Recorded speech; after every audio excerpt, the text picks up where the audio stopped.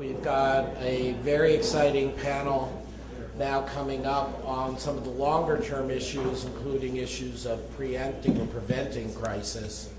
And Dong-Young Park, Professor Park from the ADB will chair the panel. Please.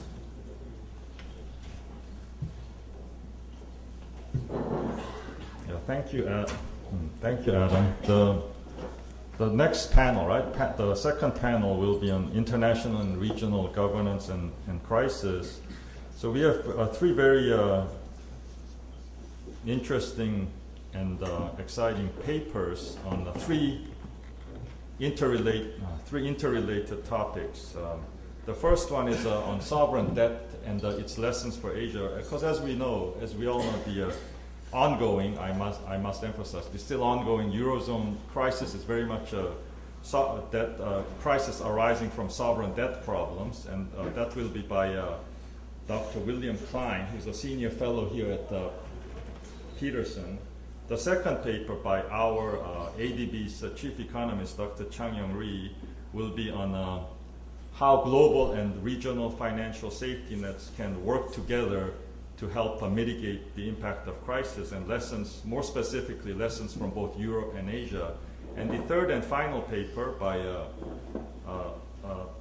Dr. Edward Truman, a senior fellow here at the Peterson Institute, will examine the role of the IMF. I mean, of course, that has been quite controversial in the case of Asia in the 97-98 crisis, but looking at the role of IMF more broadly in the context not just of Asian crisis, but also of the current or the very recent European crisis. So with that brief introduction, let me ask Dr. William Klein to come up and present the first paper.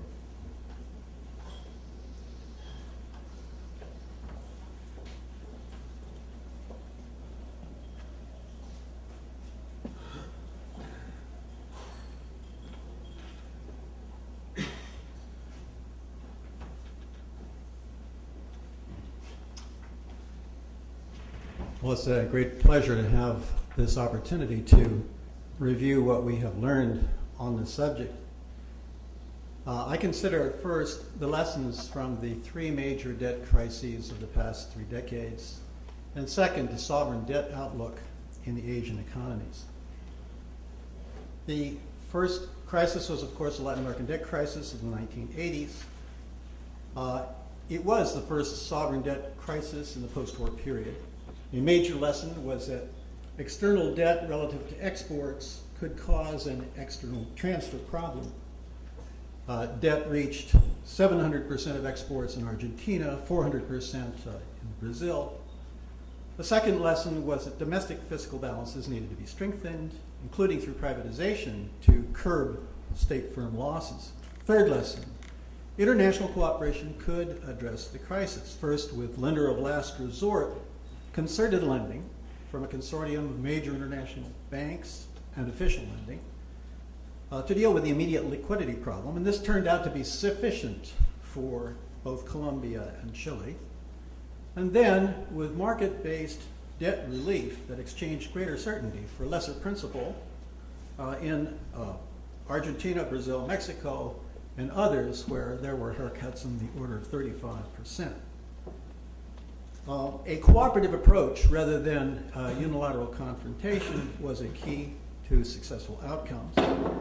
Another lesson was that capital flight could aggravate the problem of the external gap if interest rates and exchange rates were unrealistic. And of course, a fundamental lesson was the primacy of domestic political will. For example, in the contrast between Chile, which did not even request a debt reduction, as opposed to Venezuela, which did request debt reduction, even though it had lesser debt. The second major crisis was the East Asian crisis of 97-98. This time, the lesson was about the danger of high short-term external debt relative to reserves, reaching as high as 300% in the case of Korea. The East Asian crisis was successfully managed as a liquidity problem addressed by lenders of last resort. No sovereign turned out to be insolvent, although many banks in Indonesia in particular were. A cooperative approach again was crucial, as in the 3-year stretch out for short-term foreign bank loans in Korea with no haircut. A major lesson was the importance of shifting public borrowing toward the domestic market to reduce the currency mismatch problem. Another lesson was the importance of having foreign exchange reserves to deal with a sudden stop, a lesson arguably learned too well and thereby contributing to mercantilist growth strategies that have contributed to international imbalances.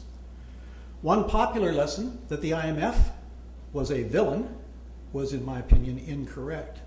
For example, the fund's call for high interest rates was necessary at the time to avoid excessive depreciation and even greater balance sheet shocks from depreciation. The third major debt crisis has been the euro area sovereign crisis. My view is that the most important lesson of this crisis is that even rich countries can have a sovereign debt crisis. The effective default and write-down for Greek public debt is the first such event for an industrial country since the 1930s. Especially a rich country that does not control its own currency and does not have its own central bank can have a sovereign debt crisis. Even those that do, I would submit, can have a debt crisis because at some point there will be some limit to what the public is prepared to accept in terms of inflating away the debt. Another lesson is that there are risks to the single currency that were not adequately anticipated. The straitjacket on the adjustment for the external balance. Another lesson is that for the euro area, the ECB is the crucial guarantee against self-fulfilling spirals of interest rate shocks and debt unsustainability. In particular, the outright monetary transactions program, begun in mid-2012, pledging ECB purchases of country debt if needed to curb a surge in interest rates, and in the presence of an adjustment program, has been the single most important force to put at least a temporary halt to the euro area's crisis. Remarkably, not a single purchase has yet been made in what is probably the most effective episode of central bank job owning in history. Fourth, the importance of classic commitment to fiscal consolidation has been underscored again.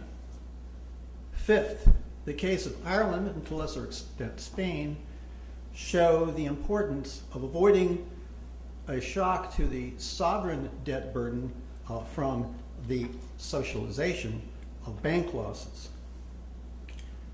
Sixth, the political determinants of solvency have been re-emphasized. The waves of political collapse in Greece surely contributed to the severity of the default.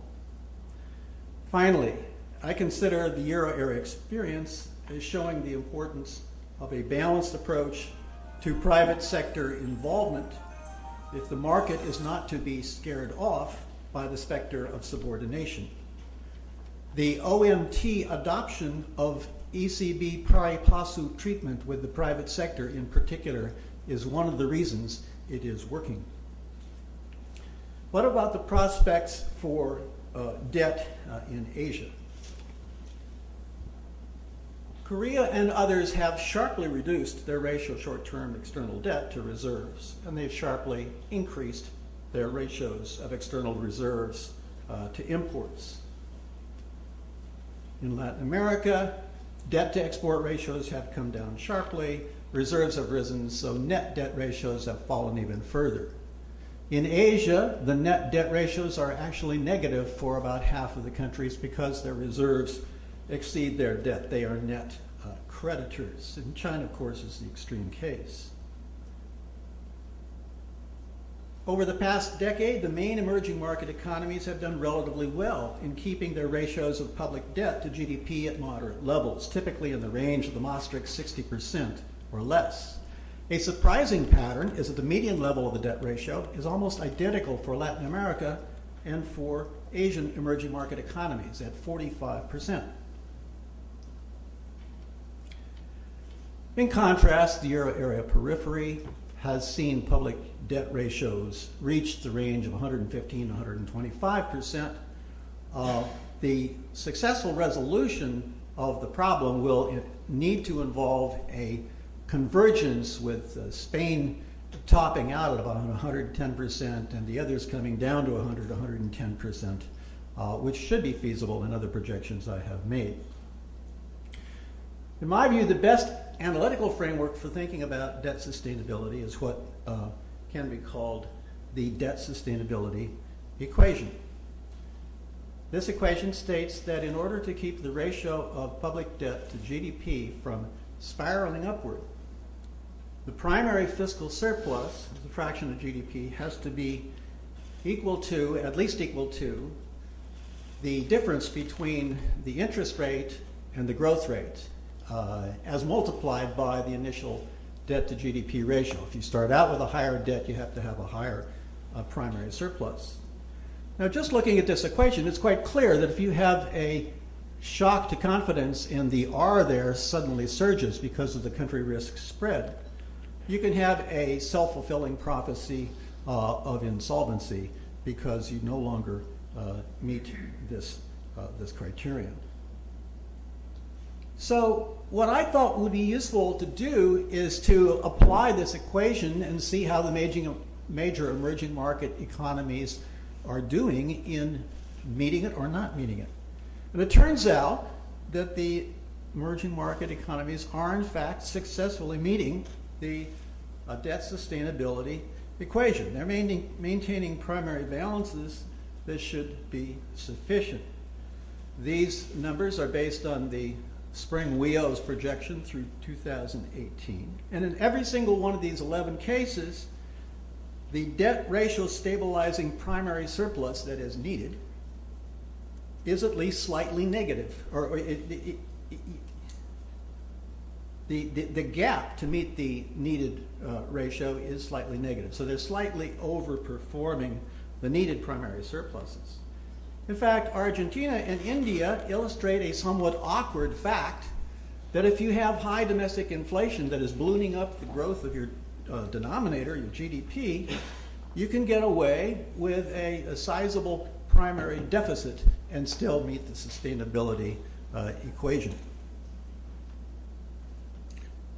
In the euro area periphery, the debt ratio is higher, so you're going to need a bigger primary surplus, but the primary surpluses are higher. Italy, Ireland, Portugal, quite high primary surpluses. Spain has a ways to go. In the important case of Japan, the extremely low interest rate also gives great latitude. You can have a sizable primary deficit, but they're not even achieving that. And the primary the primary balance needs to rise at least 1% of GDP in Japan to meet the sustainability equation. Now, another positive trend for the emerging markets is that there has been increasing success in borrowing domestically, overcoming the so-called original sin problem. Chile, Korea, Malaysia are borrowing more than 90% of their debt domestically. Brazil up to 70%. At the same time, foreign investors have become increasingly comfortable with holding domestic emerging market public debt in the domestic currency rather than insisting on foreign currency debt. Now, usually it would not be optimal to borrow everything domestically because the interest rate domestically should be higher than abroad because these are capital scarce countries. But the way to look at it, I think, is that the prudent planner should think of a risk spread, a sudden stop risk spread that is very high when you're borrowing entirely from abroad, but gets narrower as you borrow entirely domestically. And this exercise tries to calculate what is the revealed sudden stop risk premium. And except for Thailand, it's in the right direction that if you take the domestic cost of borrowing and then get an imputed foreign cost of borrowing, which I explain in the paper, you do in fact get an equilibrium where you're still paying somewhat more for the domestic debt, but that's sensible because as a prudent planner, you want to have some sudden stop insurance premium. The paper then closes looking at the sustainability of Japan's public debt.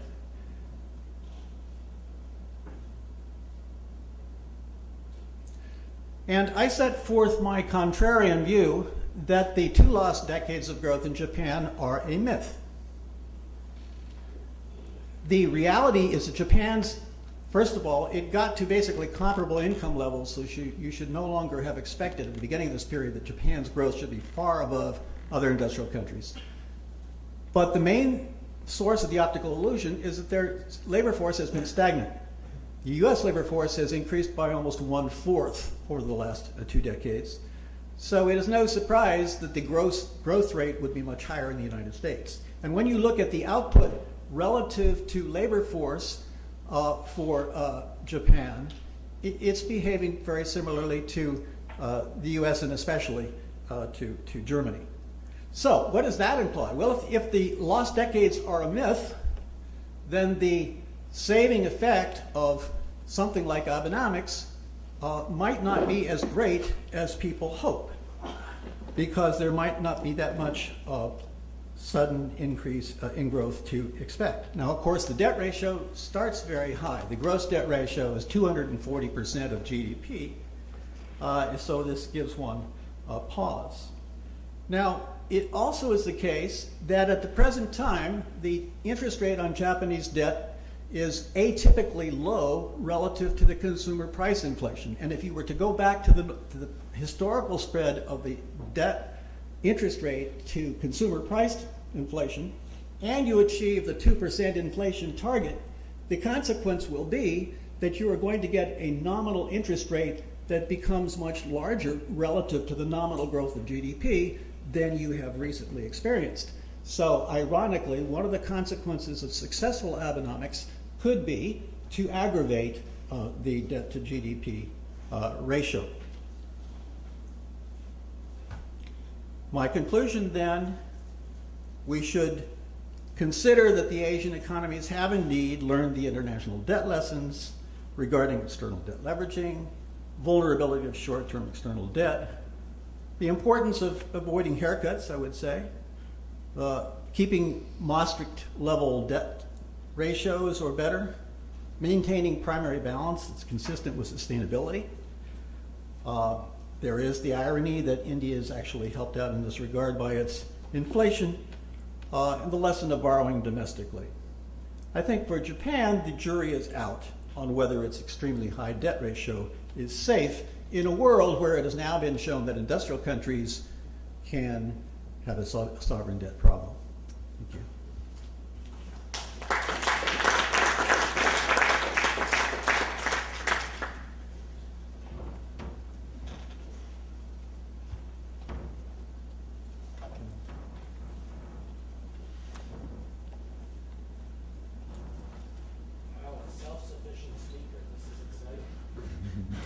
I've been using this for a long time. Thanks. Let me first thank you. Thanks Adam and Marcus and Tom for excellently preparing these books. And my part is I'm presenting about the cooperation between regional safety net and global safety net. Given the time limit, let me be very brief. First part of my chapter is basically do some history and review of the current regional financial safety nets, and which I'll skip mostly. And then the second part, we discussed what are the issues, remaining issues, and forward-looking issues about the challenges and policy coordination issues between regional safety net and global safety net, such as IMF. So let me just briefly spend a few minutes for the history and history of the regional financial arrangement.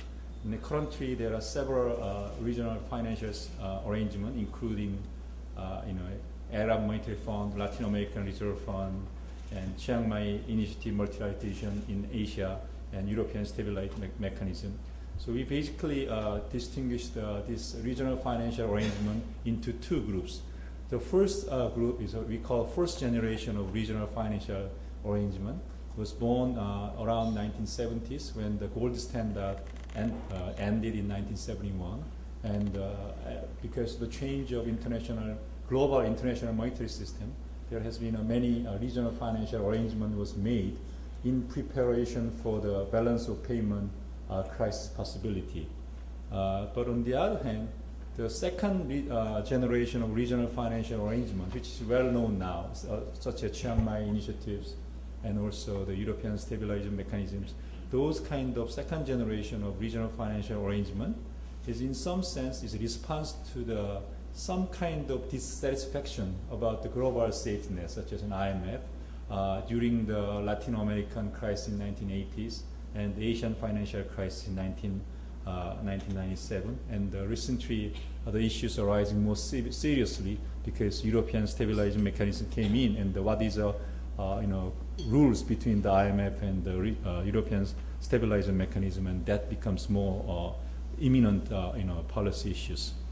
And in G20, if I mention, actually this is one of the key agenda that Korea G20 has proposed, promoted, because at that time we learned that the Asian economies can suffer not only because of internal problem, but also the problem of advanced economies, and how to ring fence our economy may not be possible only by the self-insurance.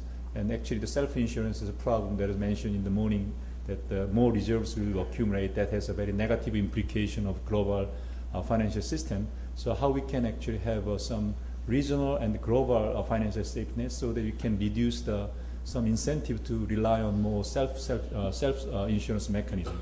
But initially we thought that the Korean G20 things, so this idea is a great idea because we want to institutionalize some bilateral swaps, which we believe is quite ad hoc, into a more formal mechanisms.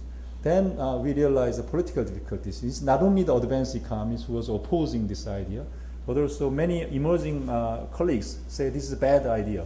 And their reaction is basically, if we talk about regional safety net and global safety net, then that will give a reason for the advanced economies to criticize accumulation of reserves. So with the political reasons, they are very not willing to discuss this issue. So this issue, I just remind you that was not an easy issue to discuss globally at the time, but I'm very happy that we made some progress in the last few years ago.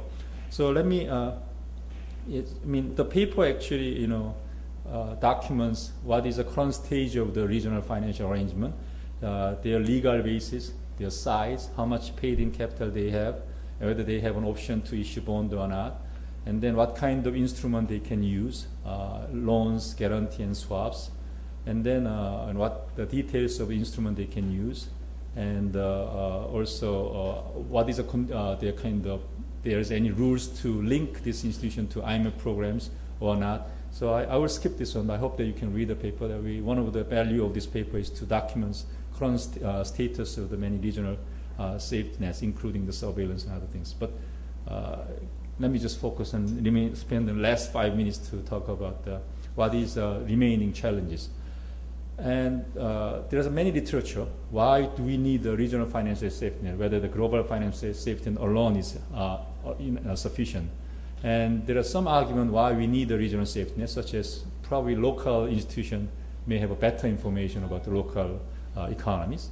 And then I don't know whether this is a pros, less stringent conditionality. So this is a big issue. But initially, the starting point was that discussion is that IMF conditionality was too strict. So the many regional countries think that having a regional safety net may reduce some unnecessary stringent conditionality. But now this is quite debatable. And then also when there's a very small scale local shocks, maybe instead of going to the IMF, maybe regionally we can solve the small regional shocks better and without much stigma effect. That was a kind of argument why we need the regional safety nets. But on the other hand, the neighbors can be more lenient on neighbors, so it can have a serious moral hazard problem. And also, if this shock is regional or global, then regional safety net may be very hard to have enough resources. And also, there's a lot of discussion of lack of capacity. Whether regional institution in a very short period of time can have a surveillance ability as good as an IMF. Okay, so there are many homeworks to do. So I think the first homework is probably, rather than before we thinking about the cooperation and collaboration, I think the first remaining important priority has to be given to the strengthening existing global safety net and regional safety net. One is the bilateral swap arrangement. And now there is many bilateral swap arrangement. And whether this can be a substitute or the complement. For many Asian policymakers, actually this is an issue. Actually, I think this issue becomes much more relevant these days too because of India and Indonesia. They are very reluctant to come to the IMF because still there is a lot of stigma effect. They are looking for the bilateral swaps, probably from Fed, but Fed, unlike this time, in 2008, it's global financial started from the U.S., so Fed has incentive to extend bilateral swaps, but no longer probably. So it's a politically relying on bilateral swap is some kind of political dependent political aspect. It's very unstable and quite ad hoc. So how to institutionalize bilateral swap? And if we do it, what is the relation between bilateral swaps of the major central bank and the IMF is a remaining homework. And the other one is that how to reduce the stigma effect. And actually, the stigma effect is not unique to the IMF.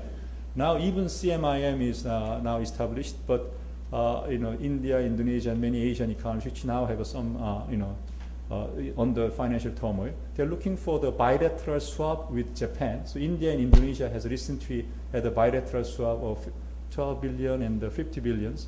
But rather than approaching to CMIM, so even regional safety net has this stigma effect, and how to reduce this stigma effect is quite an important issue. And the paper discussed several options, such as the multi-country offer of some of the ex-ante facilities, such as FCL and PLL. By multi-country means that if you remember 2008, when Korea and many Asian economies was under attack, the Fed extended the bilateral swap to, I think, Mexico, Brazil, Singapore, and Korea. And that really helped for Korean government to talk to the media that, this program has no stigma and this is not for our problem. Look at Singapore was included. So it's for better countries in coverage. So it's no risk, has no risk. Something like if you extended the multi-country offer, this facility may be more usable. And then may having some kind of precondition rules may help the reputations. So in some sense, I think how to avoid stigma effects is a very difficult issue. But unless in normal times you build up the good reputation of this program, it's going to be very hard to use it at the time of the crisis.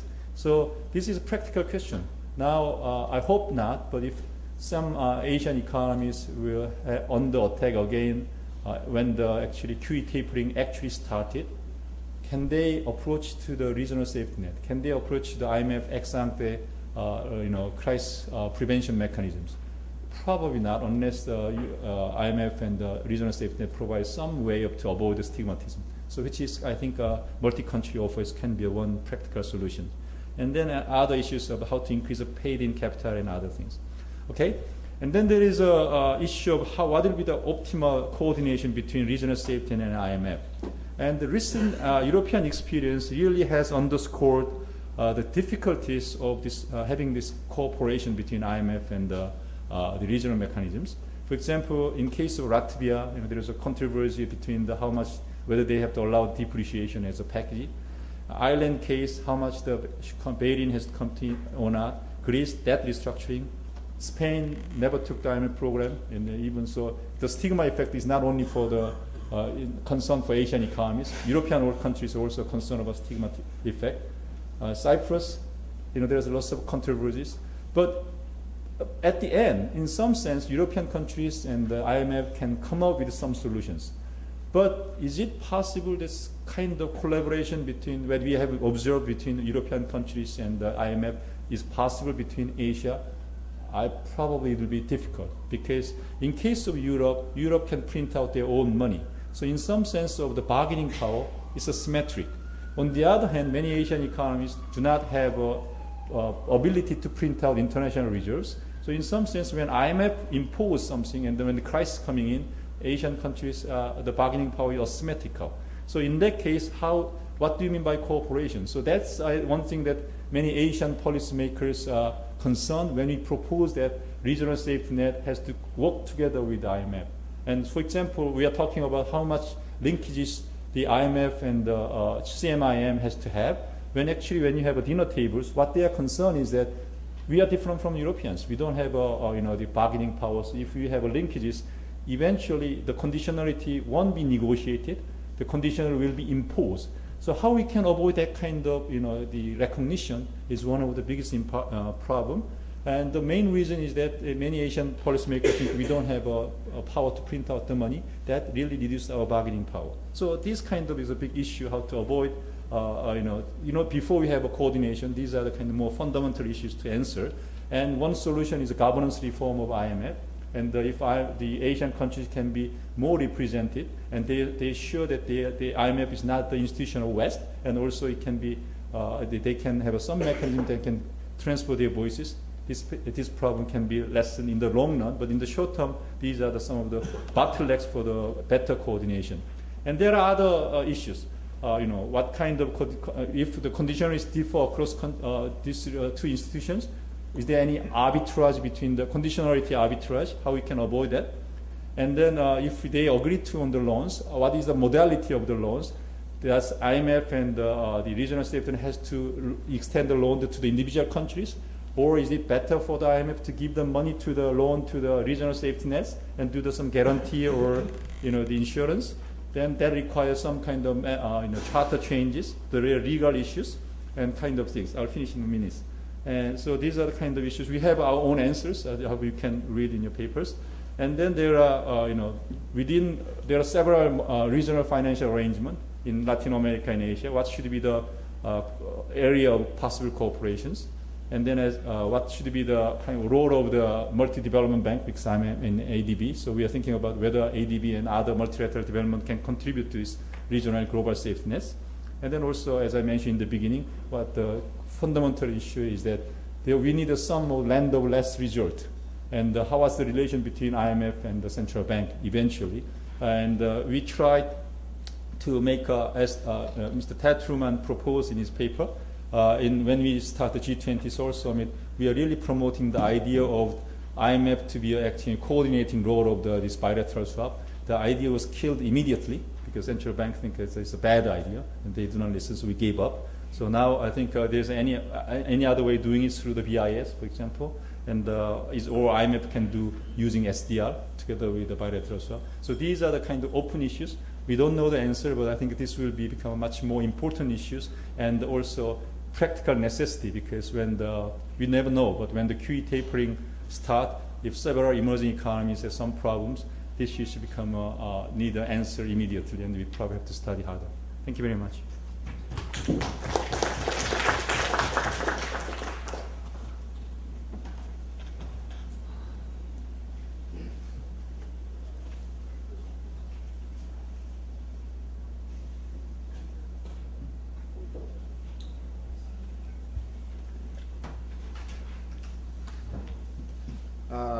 Thank you. It's been a pleasure to participate in this project and this event.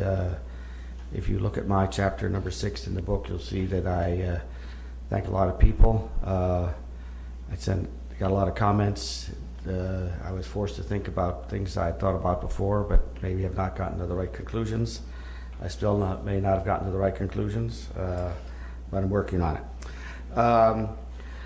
I take this into the Europe environment more directly by comparing the Asian and the European crises, and in particular focus on the role of the International Monetary Fund. I look at the 5 Asian countries, what we heard earlier from Dr. Park, or the East Asian 5, and then 10 European countries. So I start with the non-Euro cases, Iceland and Hungary and Latvia and Romania, but then the 6 Euro area countries, Greece and Cyprus and Ireland and Italy and Spain and Portugal. And they all have had, the common ingredient is they all have had IMF programs or the equivalent, though some people might quibble about the equivalence.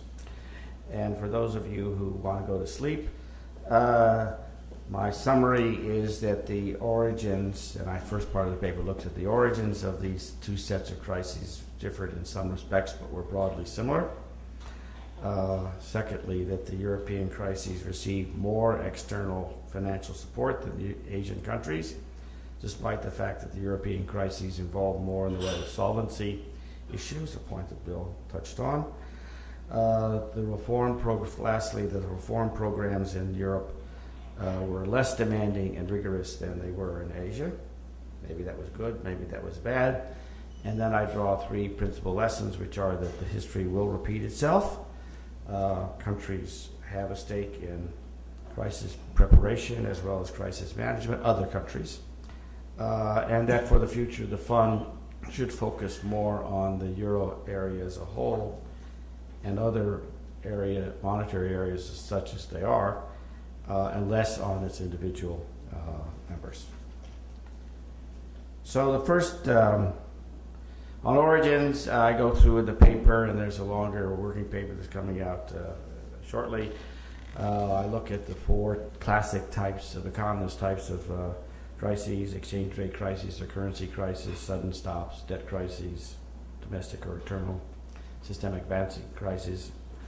And both sets of crises involve mostly all four, and they also involve the sort of classic vulnerabilities of macroeconomic analysis and risky financing and doubts about policies and fixed or semi-fixed exchange rates and so forth.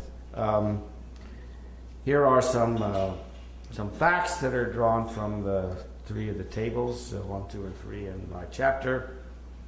There are averages of the 3 or 4, 2 or 3 country groups. And what you see is they all share, the averages, they all share relatively large current account deficits. When it comes to the fiscal situation, there was some difference. There were not any public or debt or deficit issues for Asia. And there were more so in Europe, though it is actually surprising that the deficits on average in Europe were not substantial, notwithstanding the European view that you often hear, or some European view, that the European crisis was all about fiscal. There were big increases in credit, especially relative to GDP. And in all these countries, on average, you had a boom period that led up to the crisis. But there were some differences between the two crises. The world is not identical.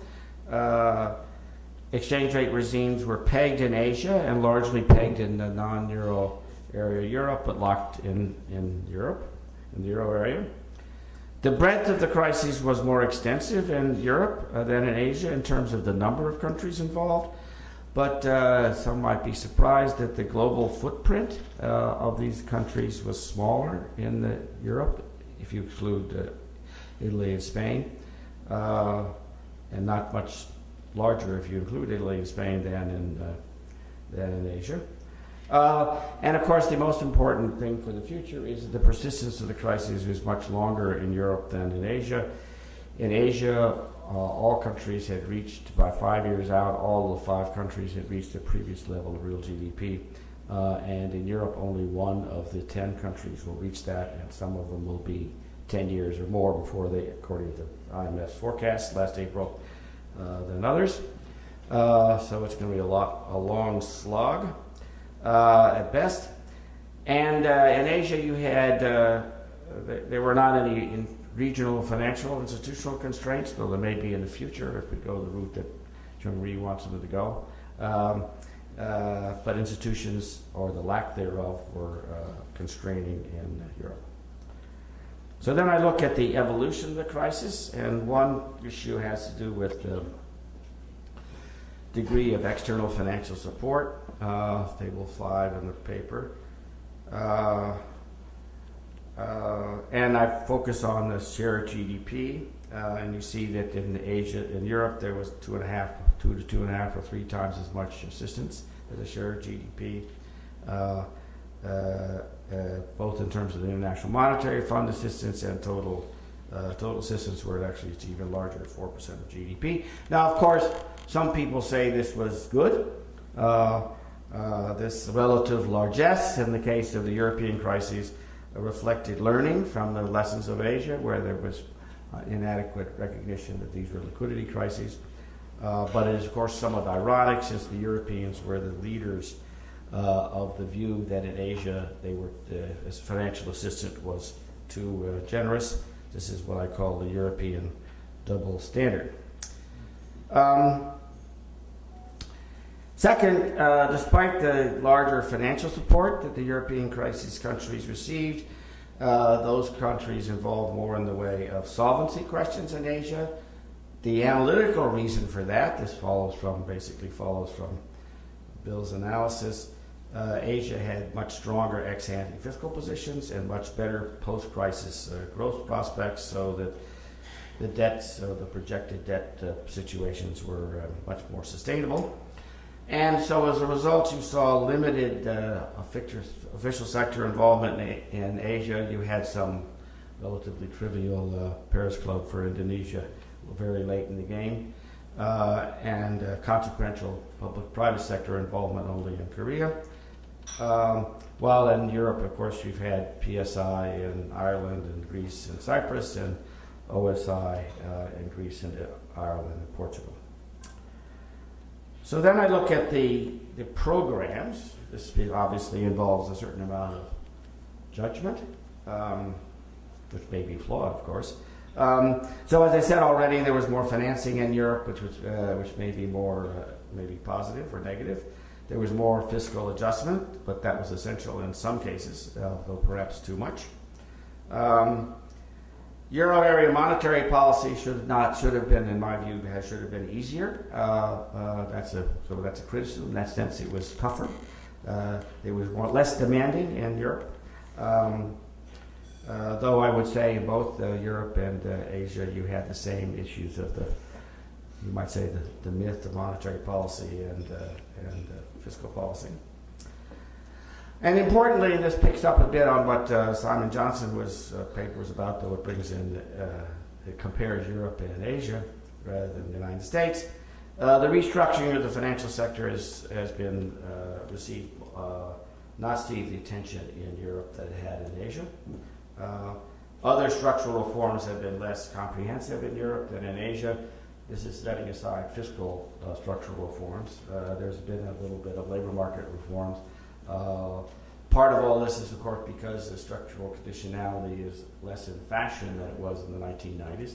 But the truth of the matter is there has been very little attempt to put in place the kinds of reforms that would promise faster growth, better growth in the future. As I said already, there's been more PSI in Europe.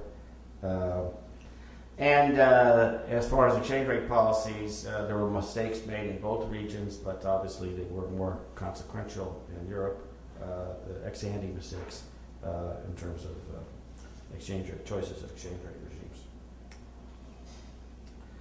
So in Europe, and this is probably the most controversial conclusion that I come to, the key clearly was the preservation of the euro area, but a comprehensive euro area strategy was lacking at least until the middle of last year. That's 2.5 years into the crisis. The rest of the world allowed Europe to have it both ways as individual countries, Greece, Ireland, Portugal, and as a single entity at the same time, where the single entity didn't actually have to do anything except impose conditionality on their weaker brethren and sisterin. So what should have happened, with hindsight, though I did say some of this stuff at the time, the euro area should have had it, conditionality should have been imposed on the euro area in terms of your ECB monetary policy, fiscal expansion in the stronger countries, should have been counterbalanced the restraint elsewhere. There should have been a commitment to a timetable for some financial sector restructuring and associated building of a comprehensive banking union. And there should have been a credible firewall combining fiscal commitments that could have been used to leverage ECB liquidity. They did create a firewall, but since they had, after the first fire, they had another 5 fires, it's fair to say that that firewall completely failed. So obviously this would have been a demanding program and strained the imagination of the International Monetary Fund and its principal non-European backers, but it is certainly what should have been demanded. And in my view, this failure has had profound global economic consequences. The Europeans have inflicted economic damage on the world as well as themselves. And I did a little exercise that looked at projections of growth for various segments of the world before and after the crisis. Based upon Rio forecasts. And you see first that as far as the world is concerned, there was a slight downturn and shortfall in growth in the Asian crisis, a much more substantial one now. If this were updated to the October Rio, you would find it even larger. You find that although both regions were severely affected in the various crises in the post-crisis period, the rest of the world, the advanced countries, is back to the Asian crisis. The advanced countries pulled ahead, pulled the world along. Now that was already a positive environmental factor, which it should be, and I do recognize that as part of the consequence. So my principal conclusions, lessons, as I said, history will repeat itself. Crises will not be prevented. This is where the work that Jean-Marie and his young and where poly sort of relevant. We have to worry about not assume that we are now going to put into place things in which will guarantee that there will be no crises in the future. Other countries have a stake in crisis preparation as well as in crisis management. And in the future, the IMF should focus more on the euro area as a whole and less on its individual members. Thank you very much. Without further ado, let me now open the floor to questions for any of the three panelists. Please identify.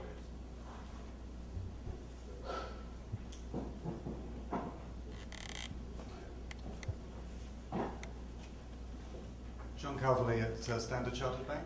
Questions for Bill Klein. Thinking about the Japanese debt situation, you implied that since bond yields will likely go up at some point, that means the primary surplus has to be huge. But isn't it likely that they will actually keep interest rates low for a very long time with quantitative easing and that way financial repression and eventually bring the debt ratios down that way? And a quick second question, if I may. Emerging Asia, as you say, doesn't really have a problem with government debt, but there are some issues perhaps with private sector debt, and I wonder if you've looked at that. At Standard Chartered, we put out a piece recently where we looked at really the whole picture across countries, and it's very mixed, but there do seem to be potentially a problem with corporate debt in China, as is well known, and also to some extent in India, and perhaps with household debt now in Thailand and Malaysia. So I wonder if you've looked at that. Thanks. Yes, I mean, I think the great paradox for the Japanese 240% debt ratio, first of all, the net debt ratio is quite a bit lower. But the secret elixir is low interest rates, which was why I thought it was interesting to see what would happen if the interest rate went back down. Now, maybe they use financial repression. I do in the book include a reference to the study by Hoshi and Ito, who emphasize the home bias argument in Japan, and do some calculations that concludes that this remarkably low cost of capital is going to be exhausted within a few years, because the debt will be so large that will be soaking up the entirety of private sector assets domestically, and Japan will have to start borrowing from abroad. And at that point, the interest rate will go up. So there's sort of two worries that I have about Japan being able to continue ad infinitum the low interest rate game. I do not look at the private sector debt at all, and that's I recognize that could could be a problem. Thank you, Bill. Any, Hans? Hans Gamberg from the Independent Evaluation Office of the IMF. It's along the same line, but it relates to the India situation. And you gave the impression, maybe inadvertently, that inflation was kind of a good idea because in the R minus G, it would boost G, the nominal growth rate. But the R there is actually the nominal interest rate. And so it should increase the nominal rate too, except insofar as there's a financial repression. And that might be what the problem is in the countries where there is high inflation, high GDP growth rate. It looks okay from the point of view of this way of looking at the debt sustainability, but the problem is then that you have financial repression. Well, I mean, I approach this a little bit with, I've got some background in Brazil, and these are the past masters of high inflation. And so there was this phenomenon where, the real debt basically was eroded radically by inflation. So it's not quite such a shock to me that something similar would be going on in a lesser degree in India. Now, all I can say is, what are the interest rates that the funds? See, I get my interest rates by taking the fund's projection of the primary balance and the total balance. So, you're right, in principle, you could have a higher nominal interest rate if there were instantaneous adjustment, et cetera, but the interest rates that the fund's projecting for India are sufficiently modest that the inflationary ballooning of the GDP wins out. I mean, it's in the table. I certainly don't argue that it's a great idea for India to have a high inflation or that it's a great idea for India to have large fiscal deficits, but I do basically make the point that this is some of a paradox. I mean, you got two paradoxes in the sense. At one extreme you got Japan with a paradox, and the other extreme you have India with a paradox, and it's simply suggesting that the debt solvency may be not as bad as people think in India because of this phenomenon. Any further questions or comments? Go ahead.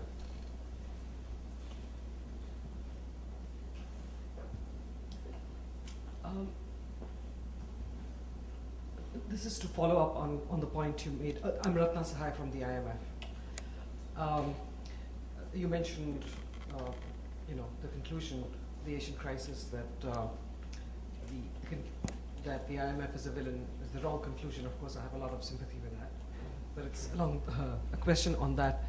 So, in hindsight, and it's a question for Dong Yung Park, but others are welcome, and Ted also, is what we can say is that the fundamentals in the Asian economies, and it was very nicely presented, were very different then and now.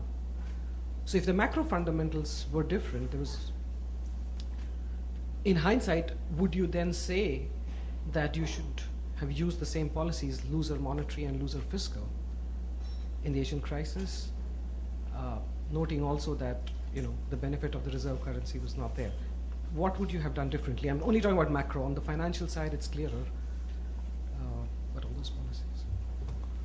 Okay, I mean, one thing, I think this question is addressed to me, so I'll tackle it. I mean, one thing that due to time constraints that did not come out as clearly as I wanted to during my presentation was that the sound fundamentals and sound policies are very much interrelated. Sound fundamentals allow countries the luxury of pursuing the appropriate monetary and fiscal policy. I mean, for example, especially with respect to fiscal policy, immediately after the Asian financial crisis, Asian countries had to pursue fiscal consolidation because they used up a lot of fiscal space during the Asian crisis. For example, to be a little more specific, in the case of Indonesia, the Indonesian government spent a lot of fiscal resources nationalizing the main commercial banks of that country, which were damaged, which were severely severely disrupted by the Asian financial crisis. But in striking contrast, prior to the global financial crisis, Asian countries were in very good fiscal position. That allowed them to unleash massive, unprecedented fiscal stimulus, which in turn helped to stave off the severe recession. So one thing that I would like to emphasize is sound fundamentals give the countries the luxury to pursue the appropriate monetary and fiscal policy. I think this, I'm sorry to intervene, but Latina's question is really important because from the morning session, your question whether Asia can afford to have a loose monetary policy and low interest policies in US and Europe if something happens again. That's a question now India and Indonesia are asking. Indonesia is asking, look, what happened to Europe and what happened to US? Can you have a low interest rate? And actually, that's we have to be very careful. We should not have a wrong lesson from what's happening in Europe and US. It's my personal view because we have a long, serious debate on this issue. But the difference between Europe and the US versus Asia, as you mentioned, is we don't have external ability to have access to the reserve currencies. So given that short-term high interest rate policy in some sense is inevitable, otherwise it's very difficult to have improve the current account as well as the capital flows in. So one difference is that in 1997, I think one mistake in IMF is selling this idea in a wrong way. IMF, when they come to Korea, say that high interest rate is necessary to make foreign capital coming in. No policymaker believed it because our capital market is closed at the time of crisis. Even though you give a little more interest rate, no foreign capital coming in.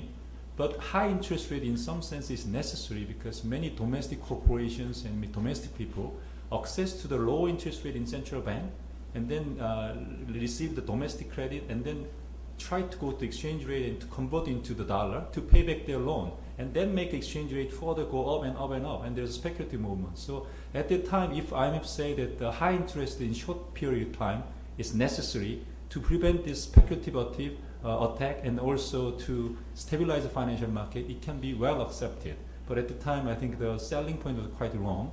And at this moment, I think one of the wrong lessons we may get from this study is that whether Asia can afford QE. I think that's a wrong lesson. I think in the short term, we probably cannot afford to QE, unlike the US and Europe. Let me make just one comment. I do address some of the, not in great detail, some of the lessons of the Asian crisis.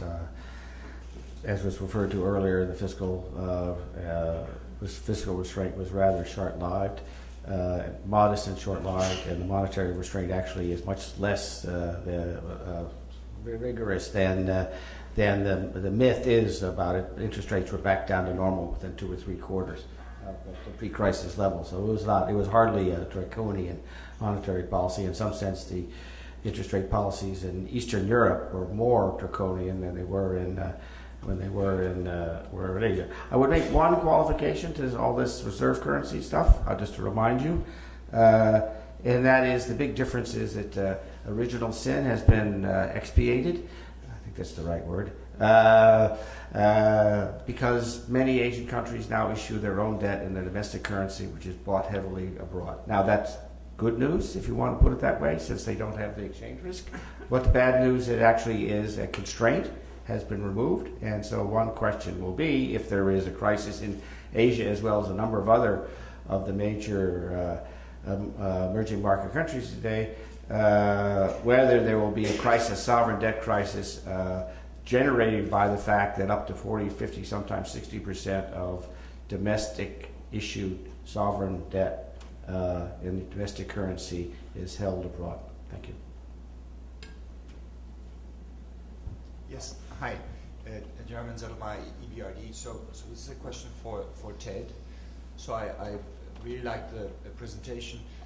One thing you did not do very much was to differentiate between the emerging European, programs that were response to Lehman and then the euro area programs. And it seems to me they're really quite different.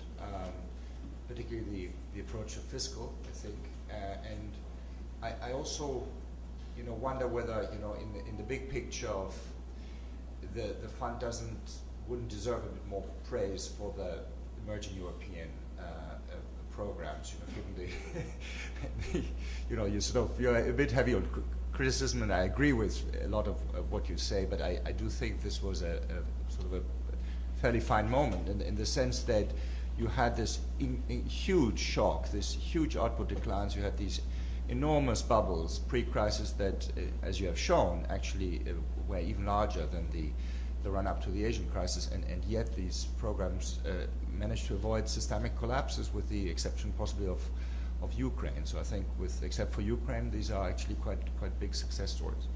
Well, I carefully didn't cover Ukraine.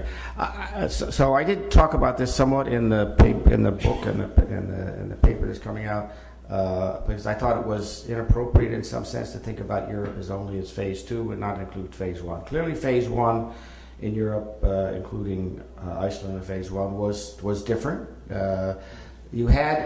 They were more traditional programs, aside from the fact that you had in Iceland the imposition of capital controls, which was pretty unusual. They're still there. And there is a view, which I think I'm broadly sympathetic was that you had this fairly standard deal with all the problems approach of the IMF and the various programs. Plus actually more money, if you think that was important to lessen the Asian crisis. I do think there were constraints, I think, and European-style constraints, because the 3 EU countries, right, and Iceland itself, there was this long debate, which I think exacerbated things about whether you brought in the fund at all to deal with the 3 EU non-euro area countries. So in that sense, you did have the institutional constraints in Europe that were absent in Asia, though almost every country, Philippines is an exception in the Asian case, almost every country goes through a denial phase, and that was certainly an example of the European part. Thank you. Okay, thank you. And thank you, Tom, for chairing the panel. In order to expiate the sin of being tardy, I'm calling it close to this panel. I invite all of you to partake of our bounteous buffet for lunch. Settle back down at the tables, and in roughly 15 minutes, we will start the final panel with a rousing set of conclusion lessons from Chang Yong. Thank you.